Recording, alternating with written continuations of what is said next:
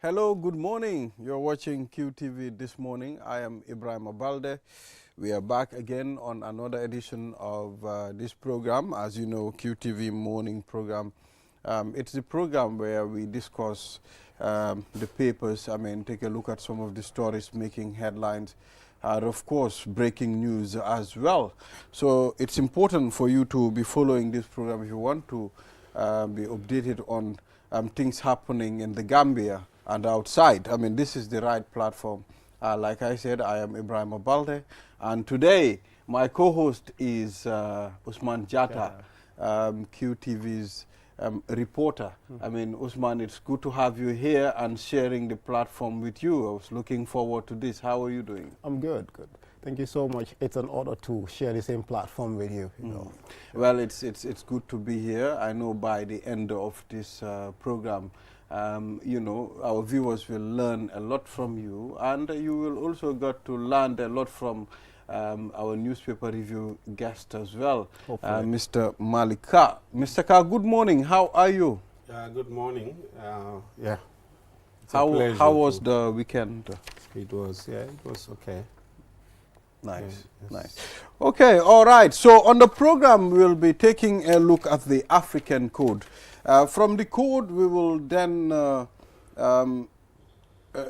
we will also be talking to the Minister of Information on the President's recent site visit, and of course, Ghana's President's visit to the Gambia.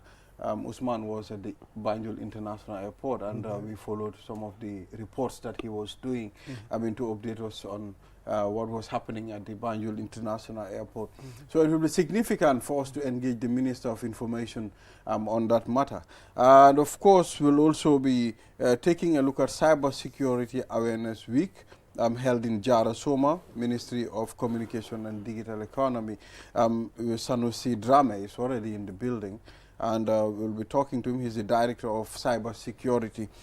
From there, Japandal Foundation blood donation campaign. We'll be talking to Mr. Aliu Cham, Executive Secretary, and of course, Ibrahim Njai, the Vice President of the foundation.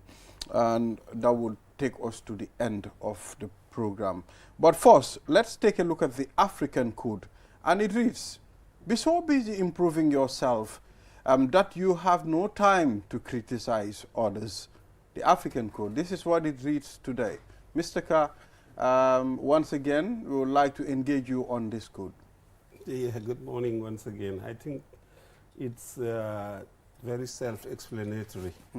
Rather than spending time, on bickering about other people, if you focus on what you're doing to improve and perfect it, you will not have time because you will be so busy engaged doing what you have to do that you will not be talking about other people. Because they said, great minds talk about ideas, and you develop yourself rather than making other people your subject of discussion, and it doesn't add any value to you. But if you focus on developing yourself by research, by learning, by inquiry, then you see that, you transform yourself in many ways. So do not waste your time, on other things that are futile. Spend your time on things that are fruitful. I think that's the essence of it in my own understanding. Well, for me, it's criticizing others. For me, that's the word for me. Let's take a look at to criticize something or criticize someone. Can you criticize in a positive way, Mr. Ka? Absolutely. Criticism can be good because it's an objective observation of something, but it ought not be malicious, But if you criticize, you must be able to bring substitute to replace what you are criticizing. So criticism can be something, it's not necessarily a bad thing, but it cannot be used like as a weapon to attack or destroy somebody, especially personality. But you can look at something and add value or give different perspective or dimension to it. I think that is, for me, what criticism can be. It can be used for positive means. That's why you always have a second opinion about things. And they can be objective in the way they look at it. Exactly. So, Usman, what is your take as far as this proverb is concerned? I think it's a clear one actually, like Mr. Carr rightly mentioned. Like it's important like to be improving yourself to the extent that like you would avoid criticizing others, wasting your time to criticize others actually. But beyond that, it has other lessons. Now, let's look at in the work setup. In most cases, people will complain, I don't have this, I don't have the other thing. So, but forgetting that like you could think out of the box, you could do a lot of things aside from work, you know, you could, you know, to make sure that, you know, you're able to help yourself. So it goes beyond borders, you know, it does not only stop at like trying to improve yourself as in like growing, but also like thinking out of the box to make sure that you're able to come up with initiatives, you know, that you could work on. You know, you could still be working at a place while you're, you know, doing other businesses that could generate money for you. Like I read this book called Rich Dad, Poor Dad. So it has given me a lot of concept about like how you can make money for work for you instead of you work for money. So you could be sleeping while money is working for you. So it's important to, you know, improve yourself, you know, and with that, you know, you need not to sit and criticize others by wasting your time, basically. Exactly. I mean, the self-improvement, it's incumbent upon every individual to do. Sometimes the little detail that you leave behind, you know, they might matter when it comes to improving yourself. We have seen a lot of examples. We call it busybody. I mean, you are busy looking at people while you are not looking at yourself. I mean, that energy you use to look at people's faults or criticizing. We are talking about the negative criticism here, not the positive one. The positive one even helps the individual that you are criticizing. For example, if opposition leaders stand and talk about the government's, you know, inefficiency to do certain things, obviously, you know, the government will improve on that side. So to criticize sometimes in a good way, it's important, but improving yourself too, one needs to consider that all the time, Mr. Carr. Yes. So now what we'll do, we have to proceed. We have some of the stories on the newspaper. And actually, let's take a look at the Standard's newspaper, Mr. Carr. The front paper of the Standard newspaper reads, Barrow predicts NPP will stay for a century. He predicts NPP will stay for a century. And that's a prediction. It's not as it is imposed. It's a prediction, Mr. Carr. What I mean, confidence to predict a century. Yeah, no one knows the future, but you can only say what you think and what you feel. I mean, we have seen a lot of political parties that were here. For instance, the PPP, if you go to Senegal, Senghor's party, PS, they are normal. So I don't know. The future is there. Depending on delivery and organization, a political party can have durability. But also, the political landscape is very fluid. So one time you are here, the next there is a replacement and you are completely forgotten. So I think it just depends on a number of factors as to the longevity of a political party. But we are in the political season, so you must be mindful. People make a lot of slogans and a lot of sayings. So it's that time of the political period when we will be expecting a lot of, you know, to and fro, saying this and all, positioning. Sometimes, you know, it can be acrimonious. What is it? Okay, it's a period of 100 years. I mean, a century.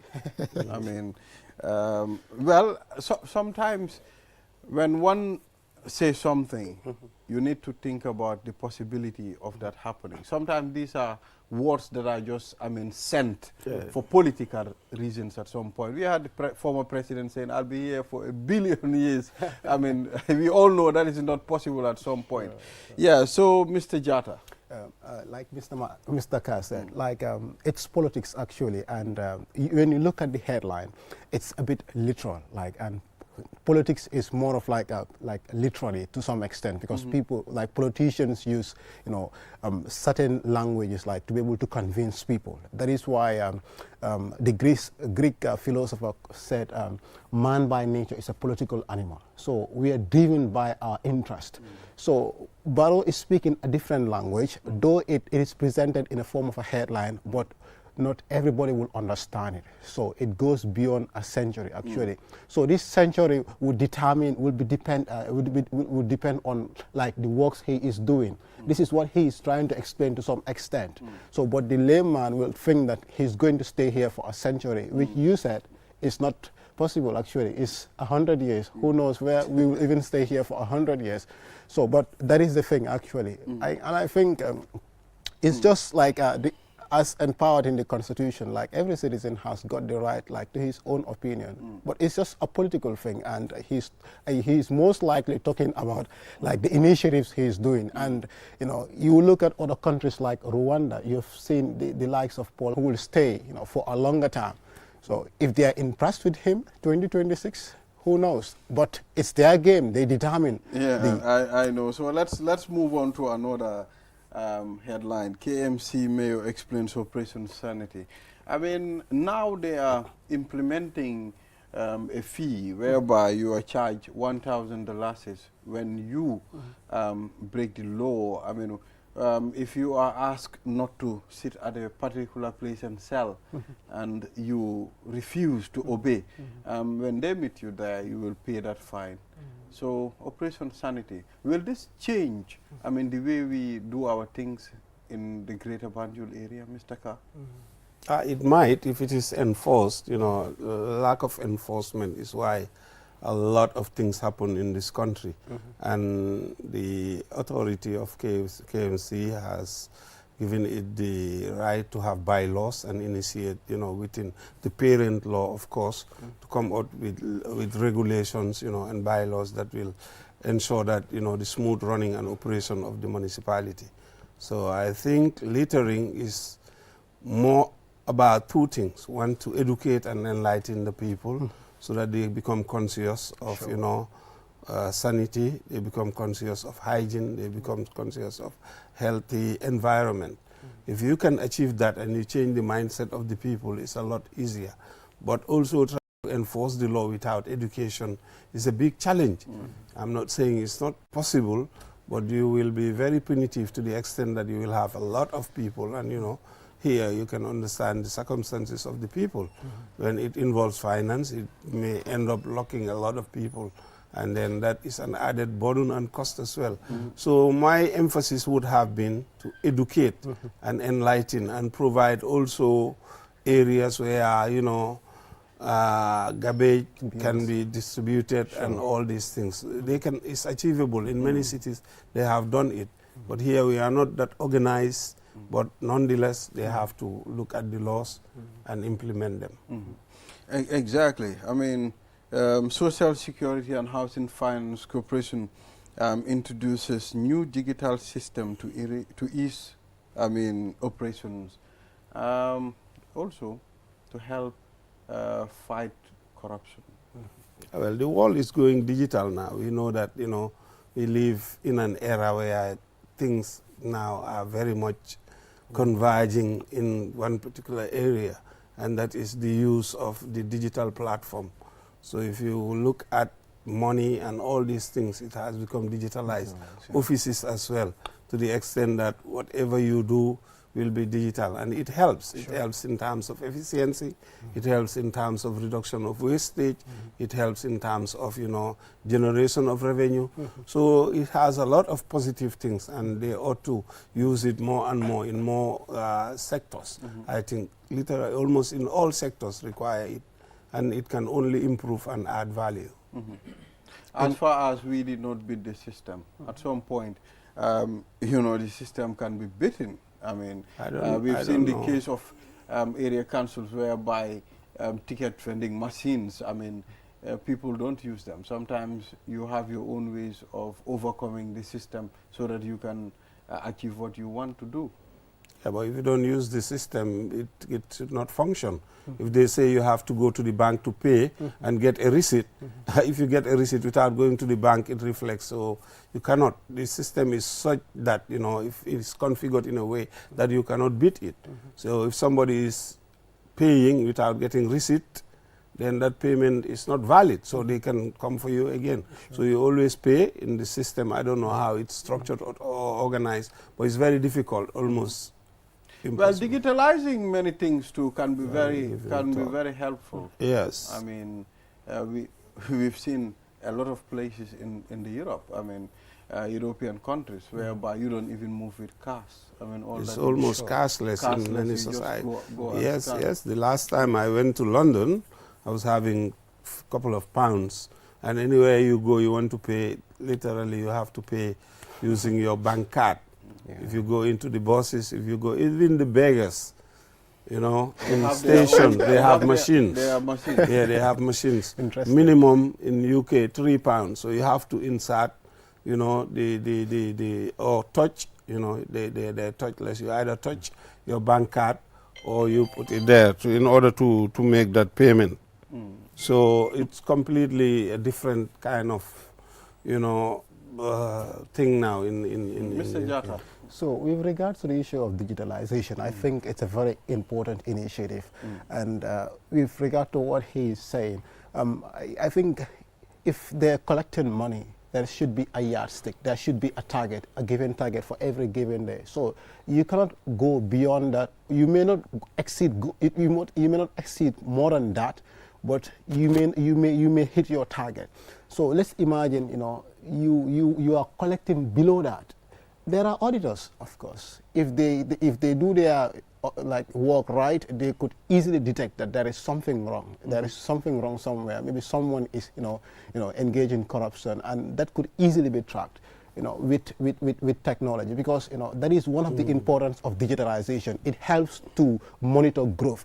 Now today, if you introduce a signing-in machine here, if I come too late, if I frequently come too late, automatically you could tell that on a daily basis, you know, I come too late, I come to work late. So you could easily detect that from the system. The system will not cheat that. So I think it's a very important initiative, and it should be.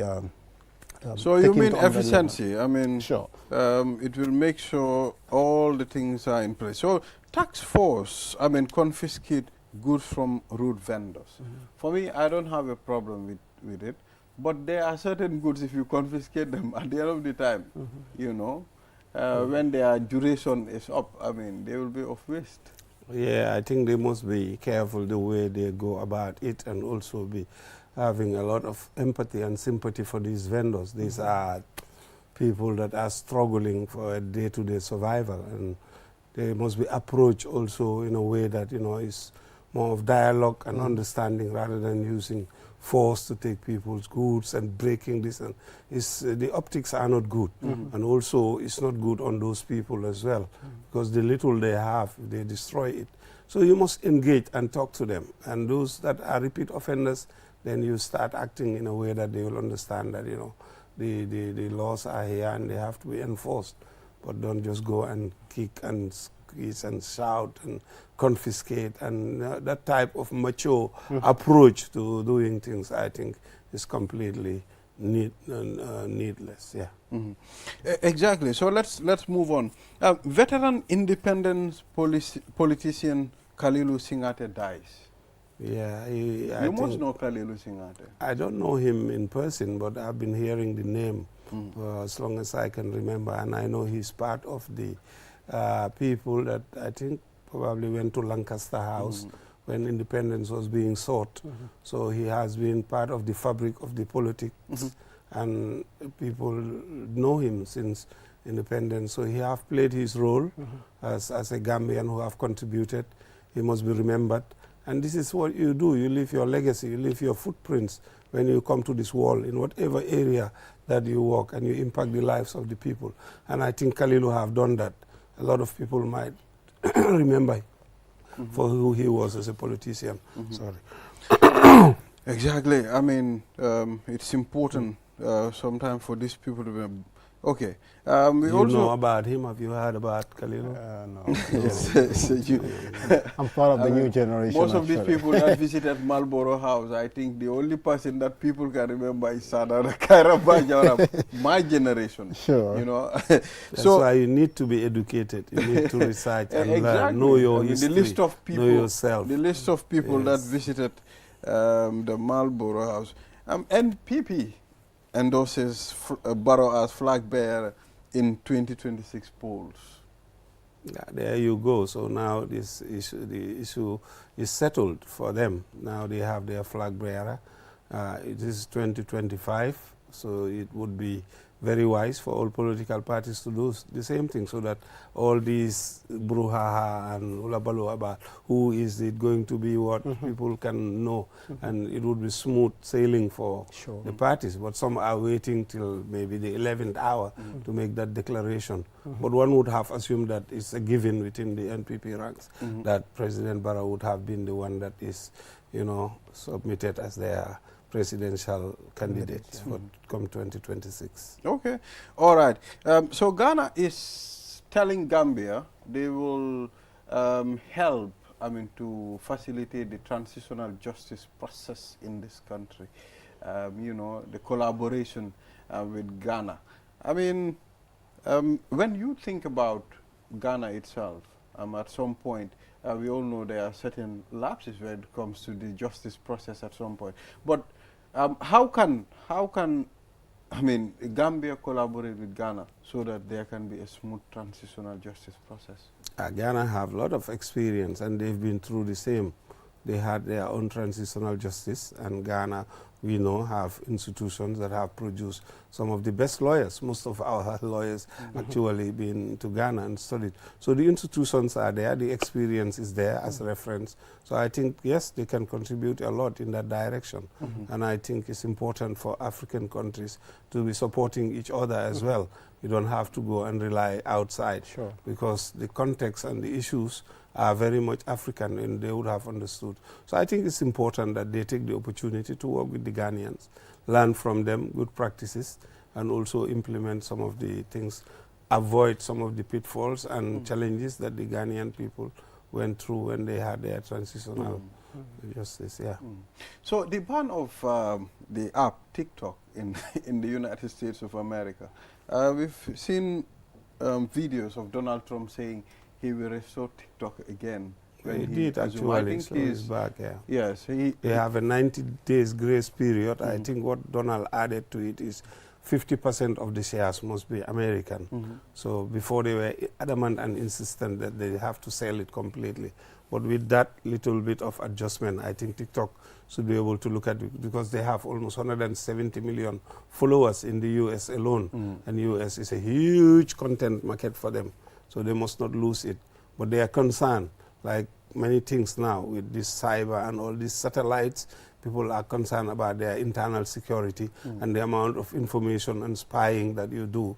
And because they believe that the Chinese government have a lot of leverage on TikTok, so the Americans are being cautious, and I'm sure they have their reasons to be, because they would have had a lot of intelligence to know how these things work. Well, Mr. Jata, I mean, are you one of the people that use TikTok? Not quite often, actually, but time to time. I have my TikTok account, so I'm a bit concerned.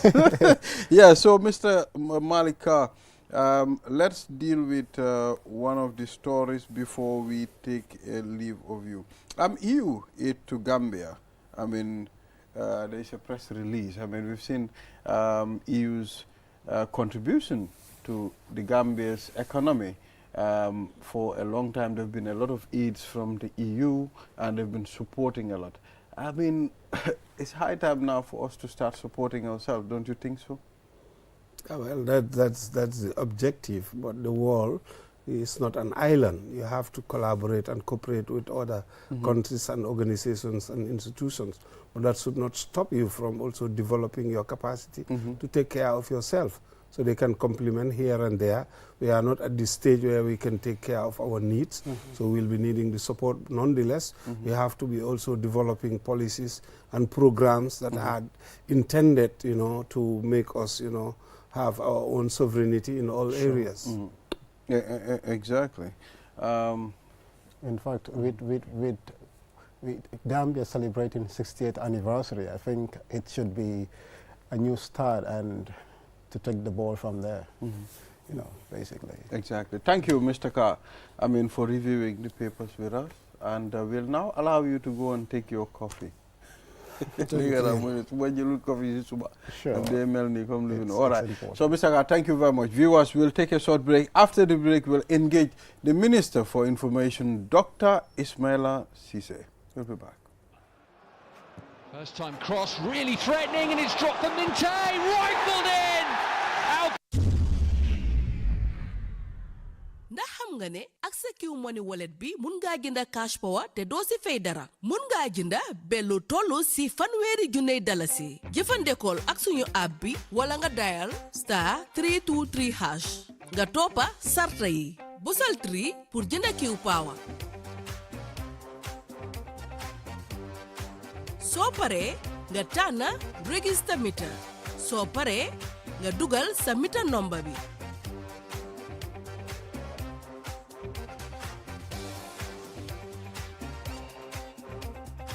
dial *323# nga toppa sarta yi busal 3 pour jënda Q power busal bena pour tànna app bi nga bëgg a jënda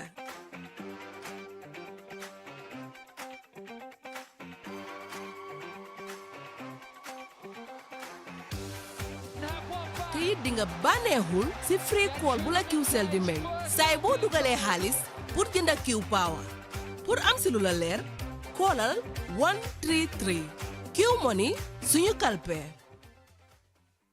Q-Money and Orange Money has just made money transfer easier. Now you can send money from Gambia to Senegal directly from your Q-Money wallet. So what are you waiting for? Get your Q-Money account now and start sending money to your friends and families through Orange Money in Senegal now. For more information, call our customer care on 133. Q-Money, Sunu Kalpe. Terms and conditions apply.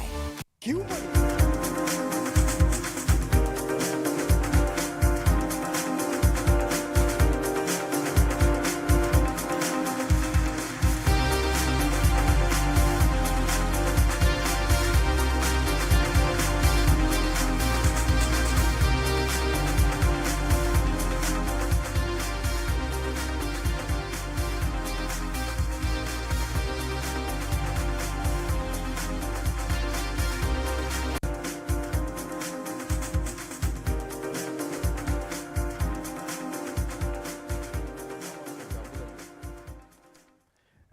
Yeah, so we are back. You're watching QTV this morning. I am Ibrahim Abalde. Like I said at the beginning of the program, before we go for the break, we'll be talking to the Minister for Information and Dr. Ismaila Ceesay from the Ministry of Information, Media and Broadcasting Services of the Gambia. As you know, the President of the Republic of the Gambia, His Excellency President Adama Barrow, recently visited project sites, to see or gather first-hand information as to what is happening on the ground. We've seen he visited the campus at the Faraba Bantang. Sure. That's the University of the Gambia. And, a lot of things happened. The President visited certain departments, and according to him, he expressed his kind of disappointment as the pace of certain projects are going, because there are projects that, they should be completed before independence celebration. And, to help us go through that, we have the Minister for Information and Dr. Ismaila Ceesay with us. Doctor, good morning. How are you? Good morning. I'm fine. I hope you're also good. Yes, I'm good. I'm doing very fine. It's good to have you. I mean, you are always willing to come over and share this platform with us. And, you know, we are very happy, I mean, all the time to have you on our platform. It's another thing for the platform as well. Well, I'm not here for the platform. I'm here for the viewers. The platform is happy to have you. Yes, I'm also happy to be here as long as we're able to connect with the Gambian people and speak to them. Exactly. I think the platform is a conduit. What it does is that as a ministry, our mandate is to ensure that we engage in proactive disclosure, provide information to the public. So platforms like this provide us with that opportunity. So whenever we have it, we grab it. Okay, let's go straight to the president's visit. I mean, let's talk about the purpose of this site visit. You know, why does the president embark on this? Well, the president wants to have first-hand information. Remember, these infrastructural projects are very key for the president. They are very close to the president's heart.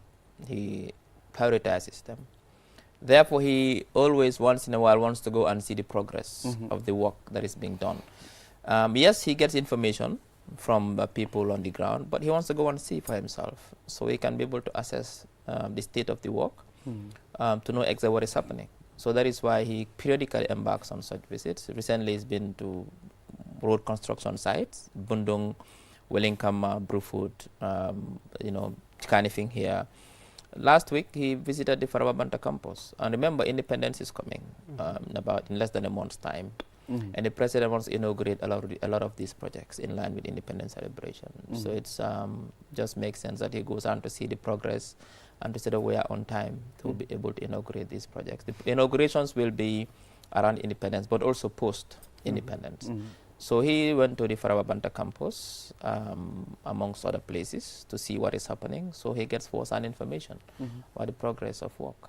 So let's talk about the president's impression when it comes to certain projects. We've had the president saying there is a project that was supposed to be completed before independence. I mean, yes, I think that's the Farababanta University campus. But remember, I mean, projects are projects. You plan your projects, but sometimes along the way you get challenges. Nonetheless, I think they are working hard around the clock to ensure that these projects are ready and to be inaugurated by independence. Exactly. So what are the other projects that he visited? And of course, what were his impressions too? I think by and large, his impressions were very good. Except a few places, I think in Faraba, where perhaps there are some challenges there. He visited the Ministry of Environment's new office buildings in Abuko, as well, which has also gone far, would be completely, but also at the Gambia Ports Authority Port Extension project, which is also going very well. We've seen huge changes there as well with the takeover by Al Bayrak. We've seen a lot of progress, a lot of improvements there as well. So by and large, broadly speaking, he was very pleased with the tour. Usman. Right, quite interesting. He did visit the ports, right? And would you talk to us about like the issue of like the ferries? How soon will Gambian expect to see like new ferries? Well, the new ferries are coming. I think end of this year we should receive one. You know, it's 2 new ferries, 2 new green ferries. Okay. Green means that they'll be solar powered. Green energy. I think the information I received last week was that one of them will be delivered in December. Then the other one will be delivered subsequently. But we'll receive one ferry in December. That is the information we get. Kanilai is under refurbishment. I think the president also visited the shipyard as well to see the progress of Kanilai. The engines have arrived. It's brand new engines. They did a total makeover of Kanilai, total refurbishment. It's not been done since it was bought. That type of comprehensive refurbishment. So that will be, so Kanilai will soon be, by March, April, I think, at worst, Kanilai will be back in service. Kunta Kinte is also in service. So once we receive the new ferries in December, that will be 3, plus the private sector also. I'm aware that Turkish company also is also building their own jetty to also bring in their new ferries as well. So did the president meet with local communities during these site visits? I mean, Is there a point whereby he interacts with these people? He does. I mean, I was with him on many occasions when he does these side visits, and he always stands to listen to the people, particularly those who not only benefit from the projects, but also who, while the project is going on, they're kind of impacted, particularly the roadworks. He listens to them, he listens to their concerns, but also he listens to their appreciation as well. He gets first-hand information. He interacts with them at that level. And that is the type of person he is. When he goes to site visit, he doesn't only talk to the technicians. You see, when he went to the University of the Gambia, he was interacting with the UTG students, discussing with them their experiences, but also their expectations of the projects. So, I mean, what plans are there to address the delayed project at the Faraba Banta campus? Well, obviously, the work is ongoing. You know, engineering works, you know, sometimes it's difficult to predict them. They depend on so many factors. So what I can tell you is that the president takes it very seriously, and he has expressed his desire for them to push and fast track the work that is being done. And I think those in charge has taken note, and they'll make sure that they deliver as planned. All right, so let's move on to the historic visit of President John Mahama of Ghana. I mean, probably I can say this is his first visit since he was voted in office. Probably, I am not sure because I've not been following them a lot. So you mean he's... I mean, the sub-region, that's what I'm talking about. Of course, this is the visit. Yes. So, I mean, how, tell us the purpose of this visit. Now, Gambia and Ghana has a very special bilateral relationship, which dates back during the post-colonial, in the immediate aftermath of the post-colonial period. Remember, a lot of Gambians went to study in Ghana. So, also, there's a special relationship between President John Mahama, and President Adama Barrow. And in fact, I think the last official visit he made, people can correct me on this, was Gambia before he lost the elections. So it was like finishing an unfinished business of strengthening ties between Gambia and Ghana. So he came, it was the last visit, official visit, in line, of course, that he made during the elections. In fact, was after that he lost the elections. He wants to pick up why he left off. That is one. Two, remember, Ghana was also highly affected with the brutality of the APRC government. Particularly, I think 44 Ghanaians lost their lives, if I get the numbers right. I'm not sure, something like that. And therefore, they are seeking justice as well. So Ghana is also embedded in our transitional justice process, particularly the drive to seek and acquire justice for victims of rights violations. I think a couple of Ghanaians were killed, allegedly killed, by the Jammeh government. And I think any trial that involves Jammeh would also involve those Ghanaians who were also allegedly killed on Gambian soil. So one of the things to discuss is Gambia's transitional justice process. And remember also, Ghana and Gambia has a similar trajectory when it comes to transitional justice. Now, you look at Gambia's transitional justice mechanism, and the nature of our transitional justice is similar to Ghana than any other country. It's not similar to Sierra Leone. Sierra Leone was a civil war. It's not similar to Liberia. Liberia was also a civil war. It's not similar to Rwanda. Rwanda was more of a genocide. It's not similar to South Africa. South Africa had to do with race, one race against another race. So for us, it was a state, a military government, using state power, using the state machinery to inflict terror against opponents and perceived opponents, human rights violation. This is similar to what was happening in Ghana. So Ghana's TJ process, basically, by and large, is similar to Gambia's TJ process. So therefore, one of the things to discuss is to see how we can work with the Ghanaian government to support Gambia's TJ process, but also to learn from Gambia's TJ process. That is one of the, but also there's a personal touch to this whole visit. I think Mr. Mahama, when he lost the elections, one of the presidents that was always in touch with him was President Barrow. That is personal relationship.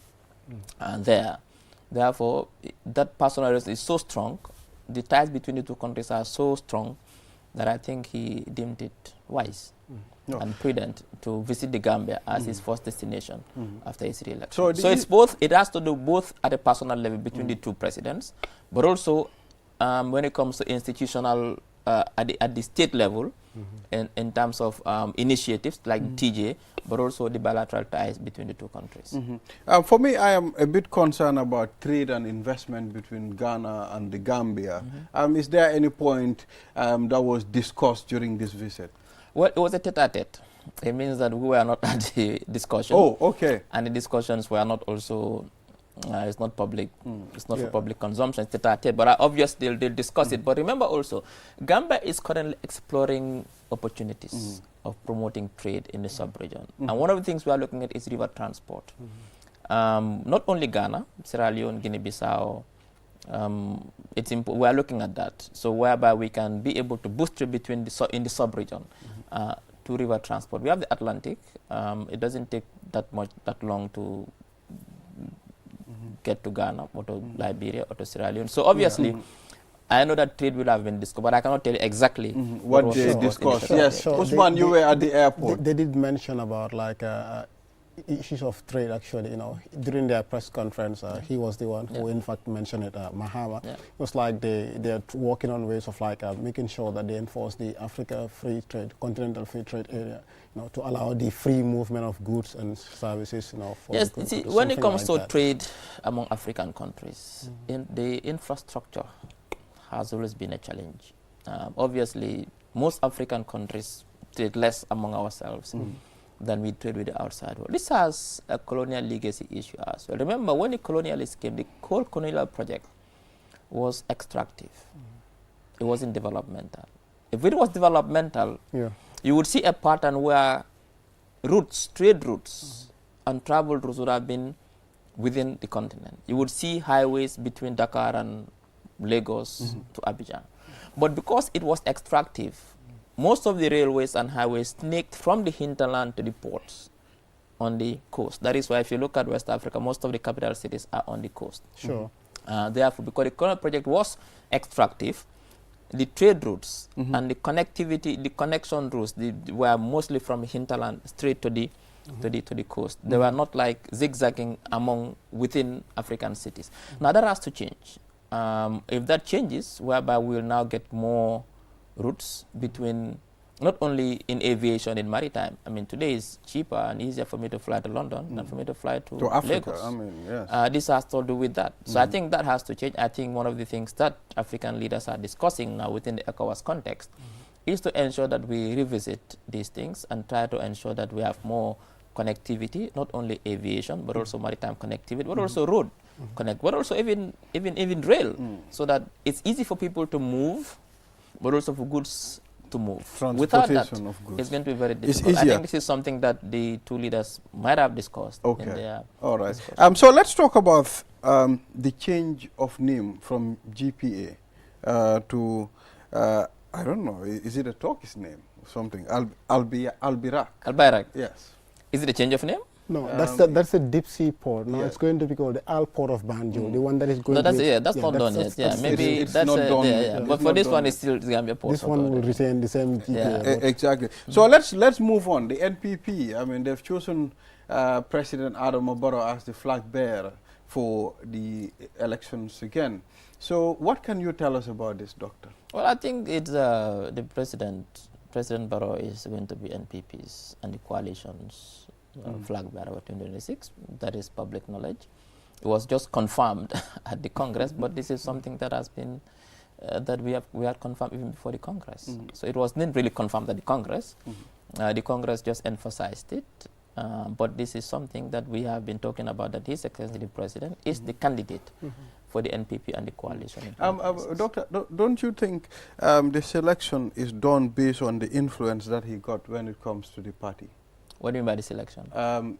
He is giving the seat of the flag bearer again. No, but he wasn't given. He wasn't given the seat. Remember, the Congress in Soma was not an elective Congress. It was not like it was formally. He was formally elected to become the flag bearer. No, it didn't happen there. The statement was made by Alaji Dembo by force, the first national vice president of the president of the party.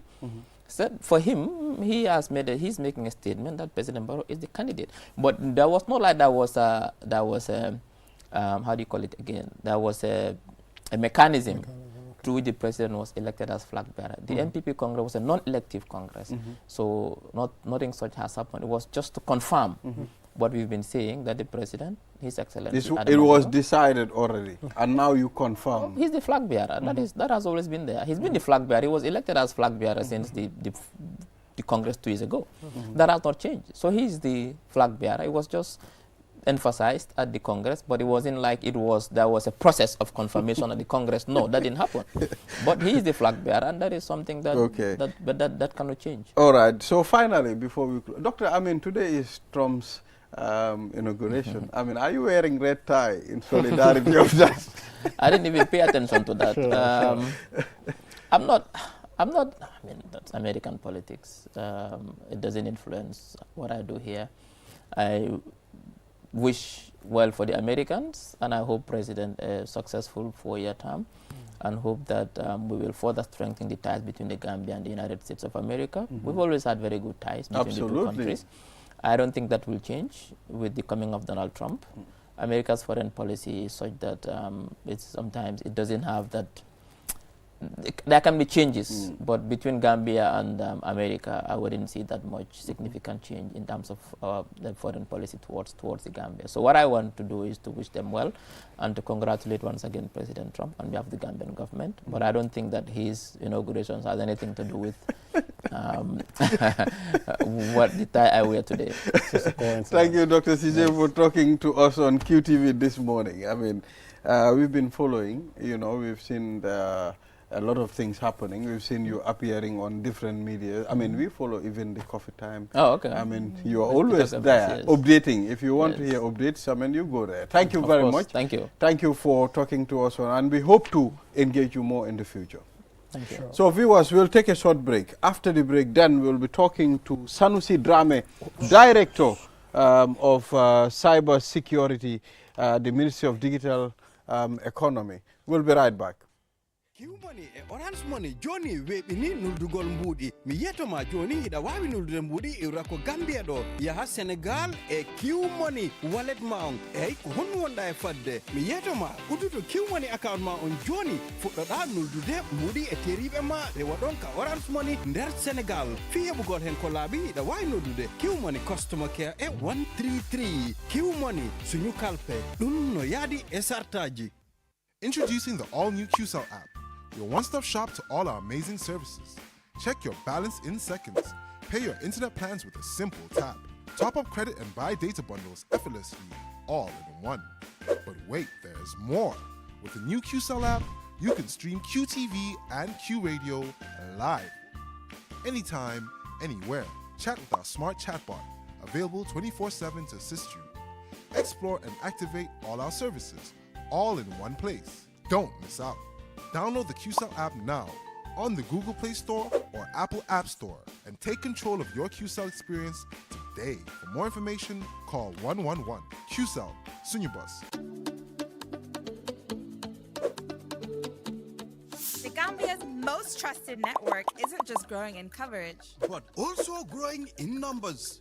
QCell brings you another number series, 5-5. Join the newest generation of the QCell family and enjoy the same innovative services with the cheapest data and call tariff in the country. With a brand new look, 5-5.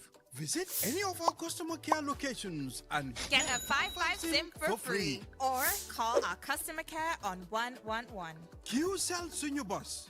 We innovate, others follow. Terms and conditions.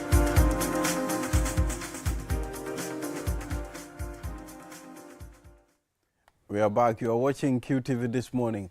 I am Ibrahim Abalde, and the co-host of this program is Mr. Usman Jata. Usman, it's good to share this platform with you. Indeed.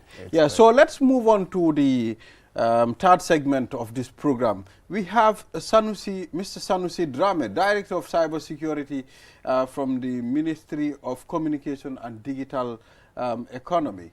I mean, recently, Cybersecurity Awareness Week was held in Jarasoma. And our topic of discussion will be centered on that. It's good to have you here, Mr. Drame. Thank you very much. It's a pleasure. We apologize. I mean, you would have, I mean, it would have been earlier than this, but, you know, just to make sure we get it right and get it done, we have to take enough of your time. Sure. Yeah, so let us, tell us the objective of the Cybersecurity Awareness Week in Jara Soma. Yeah, thank you very much. I think that's a very important question. Realizing the implementation of the National Cybersecurity Policy 2022-2026, which has one of the pillars on the awareness and education, cybersecurity awareness and education. So yearly or annually, we conduct awareness raising programs to raise the or sensitize people about the threats, the cyber threats that are out there, and how best we can protect ourselves. So the objective of the National Cybersecurity Week 2024 in Mansakonko was to raise awareness of students. So we targeted students, about 30 students, including young women farmers or entrepreneurs, to raise their awareness on threats on cyber. This involved also specifically talking about child and vulnerable groups online protection, because we know that children are normally the target, you know, especially with online child abuse. So we wanted them to understand the threat landscape targeting children. So for women, we wanted to also empower them through digital literacy. First, they have a level of understanding of digital literacy, and so that they can be able to kind of sell their products and services, especially they are young women farmers. And also, whilst doing that, they take cybersecurity as a fundamental thing in that process. So that was the whole motive and objective, because yearly we try to look at specific audiences, and then we try to focus on that. You know, so what is the most common cybersecurity threats in that region? Yeah, I think social engineering, especially through WhatsApp. I think it's a very common phenomenon right now. People get locked out of their WhatsApp through social engineering. What social engineering actually means is like you can have somebody to trick you to do something in order for him to get access to your social media platform. For example, a caller, disguising himself to be a legitimate partner, may call you to say, okay, I mistakenly, or you can say, okay, I want to have a conference with you, so I sent you a code. So can you share a code with me so that I can share a link with you? So basically what the person has done is to go into your WhatsApp to try to activate your WhatsApp on his phone. But obviously he doesn't have your phone number. So that number would land on your phone. So if he gets that code, he hijacks your WhatsApp. So that is a very, very common thing. So we took them through how you can secure that, number one. We also, we took them through other ways to demonstrate how children are, tracked online, and then they are kind of groomed, by some, especially pedophiles, with promises that they're going to reward them with something, just to abuse them. So those were some of the things that we showed them, basic things that can really help them protect themselves. Mr. Drame, like beyond awareness and on children as well, like do you partner with like companies like so there are certain mobile GSM companies, like we have seen like the rise of like mobile money these days.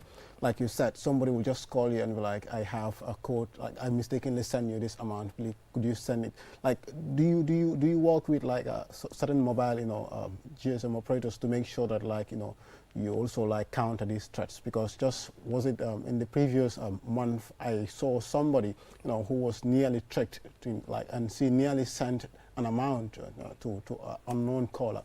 Do you work on such initiatives? Yes, the first initiative that we worked on was to have what we called a plan of action on special awareness raising programs with mobile network operators. I think QCell was invited. Okay. We have AfriCell and we have other ISPs, internet service providers, that we are invited. And we had them to agree on a program. You know, this was done through the consultancy to develop the National Child and Vulnerable Groups Online Protection Policy, which is actually validated by stakeholders. So as part of the deliverables of that consultancy, we had this plan of action that these mobile network operators agreed upon. And it has a series of activities that they need to embark on to kind of ensure that there is a minimum level of protection and also filtering mechanisms. Although it's non-binding, what we wish for them to use this as a form of collaboration, you know, because you know these technologies would require you you cannot do it alone. Let's say as government, we can't do it alone. Sure. We need to partner with private sector and civil society organizations, and that plan of action that was adopted during that consultancy was a demonstration towards that. Now, you made an important point, the other players that has to do with the fintech industry. We really need to look forward to that as well during the process of implementation of that plan, you know, and also looking forward to, you know, even going to an extra step, coming with a comprehensive strategy that was going to help us roll out the policy effectively with subsequent formulation of legislative instruments also to make sure that certain things are binding. Sure. So Exactly. because the online protection is something that is very, very We important. have seen recently a lot of digitalization when it comes to government institutions. We've seen recently the Social Security and Housing Finance Corporation digitalizing to ease operations. How secure is our data? Security is fundamental, without a doubt. And through the initiative of the Gambia Information and Communication Technology Agency, GICTA is also empowered to ensure that all of the players and all of the applications that are going to be developed for government goes through a clearance process. So what we want is to ensure that these agencies, once they are embarking on developing these platforms, because security is through by design. It's not at the end product phase where you have to go and say, okay, now this is where the loop is going to secure it. It's at the design phase when security has to be part of the process. So the Social Security and Housing Finance application, we believe that it went through that process. I may be wrong, but that's my belief. But this is what we are advocating, so that every institution or public enterprise or public institution goes through GICTA to get clearance to ensure that the application that is developed not only conforms to standards, but also conforms to standards, security standards as well. So I believe that we are in. So, safe Mr. hands. Dram, what can we do to secure our devices? I mean, Yes. what can we do? Yes, I would start with WhatsApp. WhatsApp is a very, very common tool that is used. It's commonly used. Everywhere. I think Gambia is user-friendly. no exception. And right now, it's on the top of the list. It is the most attacks that we are having. Okay, what you can do on your WhatsApp, there's a portion called settings. Right now, I don't have a visual, but I can take it up from memory. There's a portion called settings. When you click on settings, then you have account. You click on account, and then you have two-step verification. Now, click on that two-step verification. Now, it's going to ask you for 6 digits code. So give it any 6-digit code, but make it a little bit complex so that you can remember. At the same time, somebody cannot just guess. Don't make it 1, 2, 3, 4 up to 6. Don't make it 6 zeros. Those are very easy. Or nine coming backwards. Very easy. So just make it a code. Don't also make it your phone number. Don't try to mimic those things because people can guess. Sure. But make it a 6-digit code that is unique to you. Then once you write that code, it will ask you to confirm. Write it again, confirm. And then go and write an email. Now, your email address that you are writing is for you to authenticate through your email, right? So you write your email address, confirm your email address again. When you do that, even if an attacker tricks you to getting an information sorry, access to your WhatsApp, it's going to be very, very difficult. It will send a notification to your email to confirm, which the attacker does not have access to. There's another way also that you can protect yourself. It's like if the attacker sends you a link instead of calling you, that is also possible. So send you a link, click on this link. Okay. Now, if you click on that link, it will take you to a website that is very familiar to Facebook or something, or on a website that you need to log in. So as soon as you log into the website, maybe it could be even your WhatsApp, web WhatsApp. So if you enter those details, it will grab it. Or clicking on that link, it will ask you access to your camera, access to your storage. So they might not, in fact, hijack your WhatsApp, but they will get access to your phone records, your web pictures, your videos, because it will prompt you with a question: allow or disallow. Now, if you click on allow, they are in. Access. So if somebody sends you a link through WhatsApp, if you can call the person directly on his phone, call him. Did you send me a link? Confirm. If it's the person that you're actually talking to, not through your WhatsApp, call him through a direct call. Did you send me a link? What is this link for? Just be sure before you click on that link. So those are some of the ways you can protect yourself. Can you teach me how to access some pictures? Because in our office, I need to access some people's phones. I know through cybersecurity, we have what we call ethical hacking. I don't know how hacking can be someone is hiding something from me. I need to access their phone. Yes. Actually, I will land myself in trouble. But actually, there's ethical hacking. It's an area of cybersecurity where you go through pretending to be a hacker. But you put it, you do this in an environment that is controlled, and you do it on machines that you have permission to do. Because in ethical hacking, you must seek permission. You must have the authority to do certain things, but not to damage.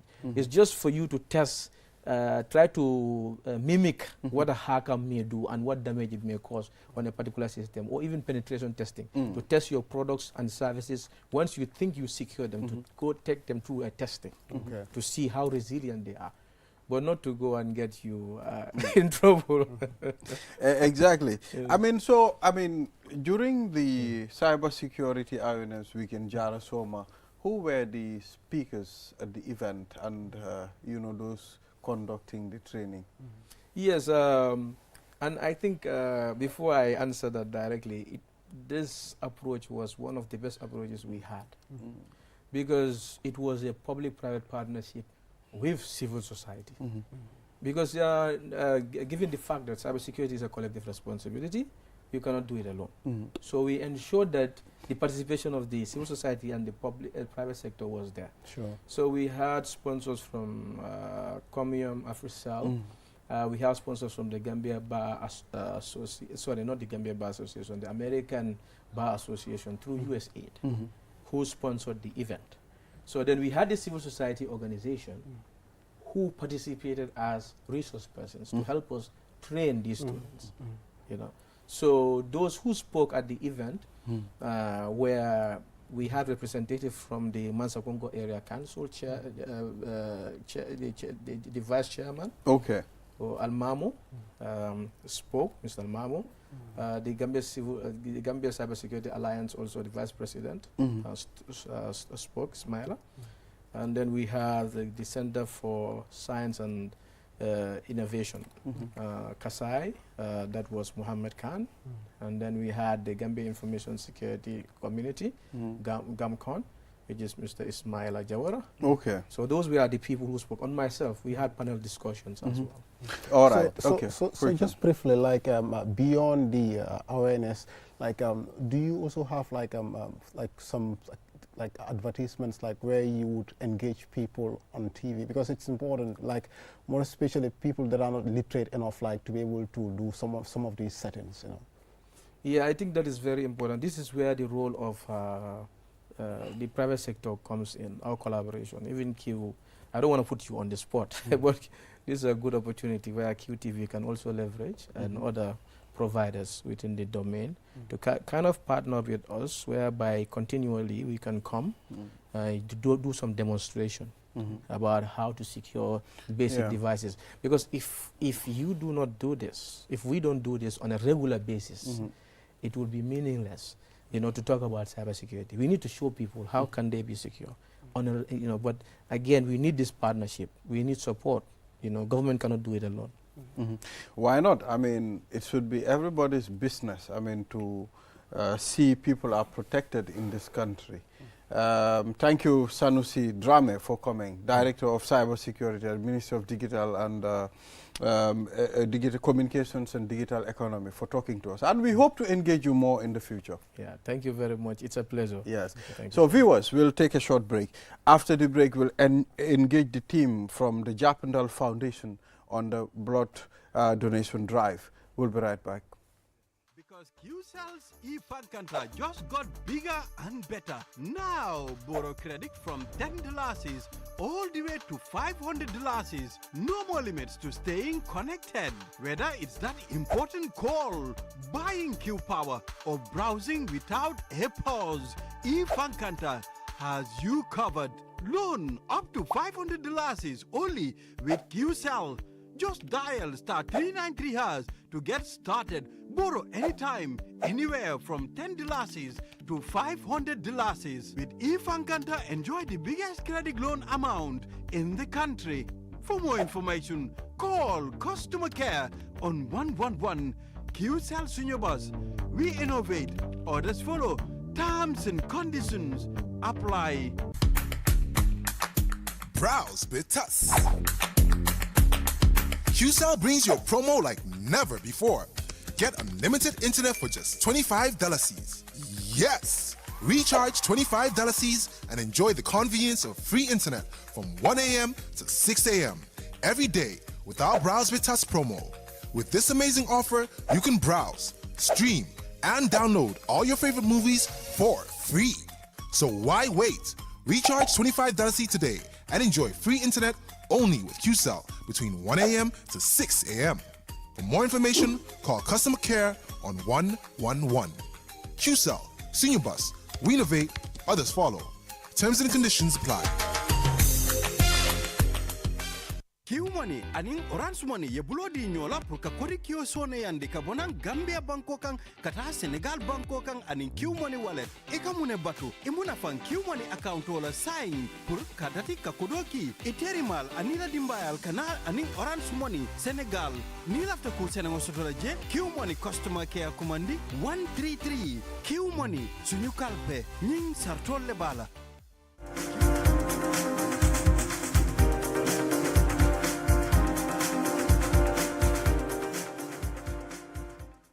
We are back. You are watching QTV this morning. I am Ibrahim Obalde. Now let's move to the last segment of this program. And from talking to the Director of Cybersecurity at the Ministry of Communications and Digital Economy, Mr. Sanusi Drame, now let's head to the Japandal Foundation blood donation campaign. I mean, they're to embark on a blood donation campaign, which is very significant because the life you save might be your own. Sure. And we have Mr. Aliu Cham, Executive Secretary. Abdullah Cham, Mr. Abdullah Cham, rather, Executive Secretary, and of course, Ibrahim Njai, the Vice President. Gentlemen, it's good to have you here. Thank you very much. Yes. So let us start with Mr. Cham. Can you take us through why did you come up with? But before we talk about the blood donation drive, let's talk about the Japandal Foundation. Yeah, sure. Yeah. Can you give us a little? Yeah, I'll be happy to quite honestly give a little synopsis of the Japandal. Japandal is a kind of a bondage of over 40 years of togetherness in voluntary activities, which actually goes beyond the borders of the country to Senegal. So that relationship has been ongoing. We name children after each other. So we have our even children now as part of this link. So we thought it is fitting to formalize it and have it registered to be able to plow back to the community in a more formal way. That was how actually the concept came about. Okay. And we thought it is better to really register it, and we had it registered. So it is up and running. Okay. Yes. Interesting. Japandal, the word sound Wolof. It's more of, it's Wolof. Japandal. Japandal, yeah. Exactly. So let's talk about the donation drive. Okay. Why did you come up with this? Just like you said, you know, who feels it knows it well. Yeah. In life, anything can happen to anyone at any time, at anyhow. He mentioned that the life you save could be your own life.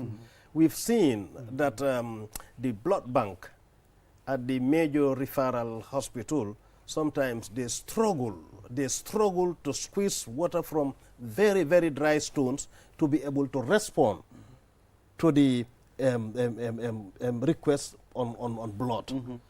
Accidents can happen to anyone at any time, at anyhow. We've seen how it is going. Absolutely. So we thought it is better to start mobilizing people because drugs, medications, you can go to a pharmacy. If it is prescribed, they don't have it, you go and buy. In the government try to import medications, you know, but even the drips we got, they will buy them. But there is nowhere on the face of the earth where blood is sold. Sure. Blood is never sold. And you cannot get blood from animals to give to humans. The only blood that we can get and give is our own. So banking it is like maybe I am even, we discuss about our blood groups just before we start the event. You know, you are rare, I am rare, like B negative, B plus, you know, AB and so forth, which are rare, very rare groups. So if we manage to bank it, I may give blood today, the next minute I will be the first next beneficiary. So that is why we thought it is better to complement government's efforts and the blood bank's effort in mobilizing and banking blood for needy patients. Mr. Chair, quite an important initiative. Like you've mentioned about mobilization. Like how do you manage to mobilize people? Because in Gambia, when the issue of blood donation is mentioned, people are like, it's like signing a death certificate. You know, how do you manage, you know, to mobilize people? One of the moves or actions is like the one we are having now. This panel is another easy way of actually informing, mobilizing, because a lot of viewers will definitely view the program, talk about it, know about the date, and we also wrote to other institutions like the security forces. You know, we wrote to different other people. We are talking to people, trying to make it a big thing and a continuation. Yeah, because it is a fact that when you talk about blood donation, people feel, hey, you know what? Yeah. But it's just a matter of, you know, trying to tell them, look, this will not actually harm, because the person bleeding you would also not take anything that will affect you. True. Yeah, so definitely they will make sure that your life is safe first before saving another life. Absolutely. So at this point, let's engage the Vice President, Ibrahim Njai. Yes. Mr. Njai, how is the foundation partnering with local hospitals and organizations so that this can be a successful one? Thank you very much. Should I say Jawabanna? As the one we all know. Yeah, absolutely. Yeah, thank you very much. I would like to greet to everyone, especially my listeners over there, the general public, my able Uncle Abdullah Chan, and our co-panelists. Okay, as you just said, we are trying to make sure that we have a very strong partnership with the concerned institutions, especially the hospitals. As we can see, we started with the Major General Hospital, that's Edward Francis Small Teaching Hospital, in which most of our members, in fact, are even working there in the blood bank, because as he said, the network was born through social, how to call it, voluntary network. So most of our staff also are working there. So they are the one even helping us to facilitate this one. So we are not going to stop at the major hospital, but as we can say, charity begins at home. So before we go beyond, we start with the ones we have here. So we are trying to also expand the partnership into all the hospitals, major hospitals in the Gambia. In fact, this is just a stepping stone, and from here we will design to go beyond the Combo area, as far as even Basse, that the program will be. I wanted to ask, I mean, what is Japandal Foundation doing so that you can reach a wider and potential donors in this country? Thank you very much. It's part of our programs. It's already designed in the document that we are going to work with as our operation strategies. That is to partner with institutions like the UNDP and we can even say the Red Cross, because they are also voluntary, how to call it, voluntary organizations that are working, in this aspect. So it's a strategy that we are using to make sure that every organization that is doing any kind of voluntary, we will work with them. We will work with them. In fact, to see how best to introduce this program, because it's a program that they are also doing. So it's just like that we are trying to, partner with them to expand it. And you can see why we started with blood donation, because we see that the harvesting will help, as he just said, because it's a concern at this moment. Because if you go to the hospital, we found an emergency there, or you take your patient there who need a blood, it's going to be a marathon to find out. Sometimes you have to engage family members here and there. So these are experiences that we all pass through. And you raise a question about the sensitization, because how to make sure that we gather these people and so on. Presently, in our general page, we have almost 200 members, across the country. Some people are far away in the other side. So the information is going in that page also. And also, the people that we have in different institutions, they are also making the information to filter. But like the partnering is continuing and it's going to be expanded, not only stopping at the hospitals, the institution, but the private sector, the international body, and all, because it's not going to be a program that we're just going to do and stop today. It's going to be a continuous program, and it's going to run, it's going to be part of our main activities yearly, and make sure that it goes from one step to another. So what is the Japandal Foundation doing to raise more awareness when it comes to the importance of donating blood? Thank you very much. When the awareness comes, then donating would be easy. It would be easy. Today we are here at QTV this morning, which is a very popular program. Everybody is watching international. So, and it's not going to stop today. We believe that we'll come back not only in this morning, but in another program. And also the media, the radio, and the radio stations. As we are speaking, we are making effort to make sure that before the day itself, we have a panel discussion and also publicity, in all the, if not all the radio stations, but the most popular radio stations, and to make sure that information filtered on every corner. And secondly, also the social media. We are also popping there, and we have a WhatsApp groups that we share the information to go. And also, the Facebook is going to be another popular one, that we are going to use to make sure that the people get the information. And also, every place that we're going to do the program, like for example, if it is in Banjul, we'll make sure that we will engage all the organizations in Banjul, especially the youth groups and the women groups, to know that this program is coming on. The schools, the information will be filtered to the schools, then they will also respond to our call. If it's going to happen in KM or anywhere, we'll make sure that the same people will be contacted to send the information. But the radio programs is going to continue, and the TV programs is going to continue, and then from there we believe the people will be aware and they will respond, because the call we are going to make, we're making, is everybody's concerned, as you just said, and we believe people will respond it because they know the reason why we are doing it. Yes, Mr. Yad. So, like I was telling Mr. Uncle Ablai, Sham here, like the concept, like the mindset people have towards blood donation, like we've on the side of the mobilization. Like what message would you have for the general public out there with regards to coming out to partake in the activity? In the activity. Okay, thank you very much. I think it's going to be a repetition program, how to call it, a message, because it's a message that has been sent all the time when it comes to calling people for blood donation, to know the importance of donating the blood, as my uncle just said. But I would like to add on another thing there, that is, it will help people to know their blood status, their blood group, because here is something that is still lacking, and it's part of even our programs to make sure that we will design another program that will sensitize or engage people to go in for, even if you don't donate, but you know your blood group, because accident can happen to anybody at any time and anywhere. Or maybe what you could do, it could be a joint initiative where when before they test, while they are collecting your blood, they could always know your blood. Yeah. For example, we were just engaging each other before we start the program. Each of us knows your blood group. But there are people who may come and they don't know their blood group.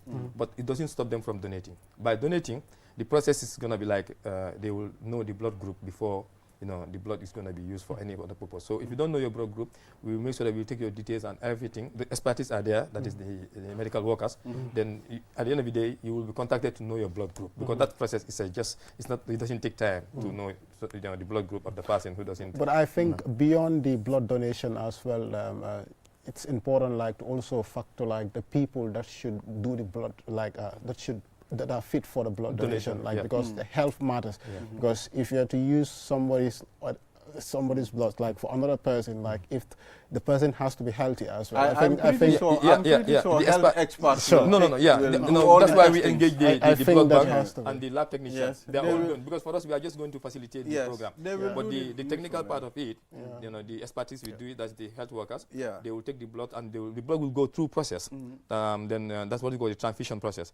Then the blood will be looked into all kind of threats, and as you just said, before it's going to be used, it's going to be clean. Exactly. Before you donate blood, all those things are put are going to get considered. So let's talk about. I just want to put on very important point there for people to know, because you have to clear the mind of people. The blood that's going to take from the person, even if there is any detected sickness or virus or whatever the thing is, the person will be contact and be engaged on counseling to tell him that we have. Because I'll give an example of myself. I'm under treatment on hepatitis B. I never knew it. It's through this blood donation I came to know, and I was consulted by the expertise, and I go for counseling. And I was told that we did your transfusion of your blood. We thank you for the donation, and they appreciate it. But we have seen A, B, and C, and we want you to go into this process because it's gonna help your health status. And I go through the test and everything, but I came to realize many things in myself. Because I've done. They take me to the lab, and they have done series of tests, up to 5, 6. And all those tests are different type of tests. And when they gather it and they analyze it, and the doctor tell me that you are fit in this, you are doing, and he even advised me on my diets, what to eat, do exercise, you are good to go, but you have to take this medication after 1 month, you have to come for. So I got this thing through donating. You see? So I believe it will help people for their health status. You will know your status. So let's talk about, Mr. Cham, the confidentiality and privacy of blood, donors as well. No, quite honestly, as he rightly said, we are doing it professionally. When I say professionally, we have the lab, the main lab at the hospital. They are the ones who will do the process. They will be the team that will lead that aspect of it. And obviously, ethically, we have to follow the ethical aspect of it and the confidentiality of it. It has to be followed and respected, because some of us are, health personnel, has been in the health system for over 30 years. So we know the ethical aspect of it, and definitely we can assure you that definitely that aspect of it is well looked after and will be well taken care of. Thank you. So, Vice President, please remind us the day, the time, and the location before we close this segment. Okay, thank you very much. At the moment, the team, that's the executive and the organizing team, that's the task force, they are working. In fact, we are sending messages to institutions that we believe we are going to partner, especially sponsors and donor agencies who might help in one way or the other to facilitate the program. So we are urging all of them, if they receive any of our letters, let them respond positively. We are appealing, because this work is not going to be only for Japan. It's not a Japan thing, but it's a public thing, and we are doing it to save the life of people that we are living with. And the program itself, at the moment, there was a design plan for the venue and timing and all those things. But I don't want to voice it out, because we are not yet confirmed. And we believe when it is confirmed, the people might know. Because I know at the moment, it's probably, maybe my uncle will put me right if I'm wrong, that KM is going to be a venue, that's Kanifi municipality, that we believe we are going to do it. And Banjul also was identified. Okay. But wherever the conclusion comes from, then the public will know about it, and the timing also, and the period how it's going to take. But we want to assure people that it's not going to stop in KM and Banjul. We make sure that we expand it to all corners of the country. Thank you. You know, and to help people. Thank you. In these activities. Thank you very much. I mean, but the actual date is scheduled for on the 15th. 15th of February. Yeah, because we are also expecting our counterparts from Senegal to come and grace that occasion and be part of that that donation. That would be lovely. Yeah, we are expecting a good number also from Senegal who will be coming to grace that occasion. That's great. That would be lovely. So thank you very much, Mr. Cham, and the President, Mr. Njai. Thank you. The Vice President, Mr. Njai, for coming on QTV this morning, and we hope to engage you. And you know, we'll also go out and donate blood as well. Yeah, we are calling everybody. You know, this would be everybody's business. Like I said initially, the life you save might be your own. You know, so it's very significant. So, Mr. Jata, thank you very much for co-hosting this program. Thanks to our director and our executive director, the camera crew, and to all QTV members that participated to make sure this program becomes a success. Enjoy the rest of our programs until we come here again tomorrow. Have a wonderful day. Bye-bye. Thank you.